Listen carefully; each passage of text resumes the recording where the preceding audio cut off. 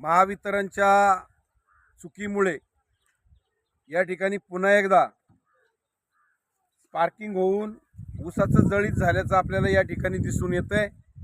या ठिकाणी मोठ्या प्रमाणात ऊस उत्पादक शेतकऱ्याचं नुकसान झालेलं आहे। माझ्या शेजारी जे शेतकरी आहेत बाळासाहेब बाबूराव बांगर, हे इकडचं यांचं शेत आहे आणि त्यालाच लागून दुसरं ऊसाचं शेत आहे ते राहुल पांडुरंग बांगर, विकास पांडुरंग बांगर या दोन्ही शेतकऱ्यांचं या ठिकाणी मोठ्या प्रमाणामध्ये MSCBच्या गलतान कारभारामुळे स्पार्किंग होऊन या ठिकाणी ऊसाचं जळीत झालेलं आहे आणि मोठ्या प्रमाणामध्ये ऊस उत्पादक शेतकऱ्याचं या ठिकाणी नुकसान झालेलं आहे।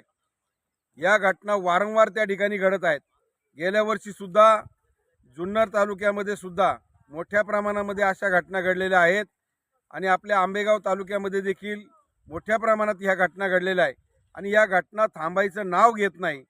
MSCB मात्र या ठिकाणी कुठल्याही प्रकारची उपाययोजना करत नाही आणि नुकसान झालेल्या शेतकऱ्याला त्या ठिकाणी भरपाई देखील अद्यापर्यंत बऱ्याच शेतकऱ्यांना मिळालेली नाही।